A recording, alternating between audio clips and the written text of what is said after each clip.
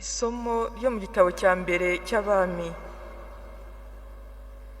Muri iyo minsi umwami Salomoni ajya i Gibewoni kuhaturira igitambo, kuko ariho hari hirengeye. Kuri urwo rutambiro Salomoni yahaturiye ibitambo bitwikwa bigeze ku 1000.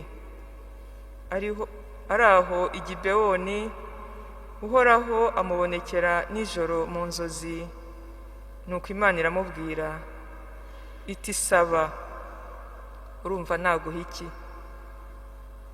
Salomoni arasubiza ati wagaragarije umugaragu wawe data Dawudi ubudahemuka bukomeye, kuko yagendaga imbere yawe yubahiriza amategeko, akakugirira ubutabera n'ubutungane bw'umutima. Na n'ubu uracyamukomereza ubwo budahemuka, kuko n'umwana we wamwicaje ku ntebe y'ubwami.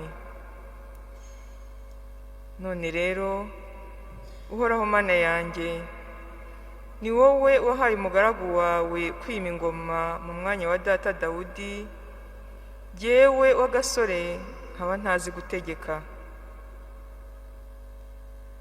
Umugaragu wawe ari hagati mu muryango witoranyirije, umuryango munini udashobora kubarwa cyangwa kubarurwa kubera ubwinshi bw'abawugize. Ha rero umugaragu wawe umutima ushishoza, kugira ngo ategeke umuryango wawe, asobanure ikibi n'icyiza. Ubundi se koko ninde washobora gutegeka umuryango wawe ukomeye bene aka kageni? Icyo Salomoni asabye gishimisha Uhoraho.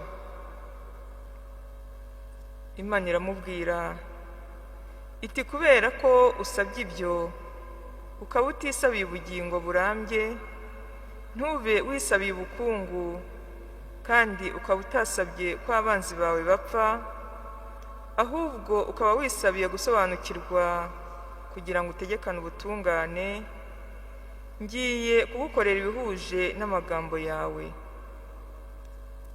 Nguhaye umutima w'ubwitonzi n'ubuhanga, ku buryo uzasumba uwakubanjirije wese n'uzagukurikira wese. Ndetse n'ibyo utasabye ndabiguhaye,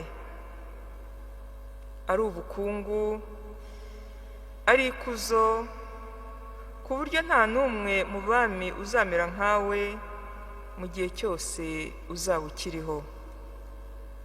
Iryo ni ijambo ry'Imana.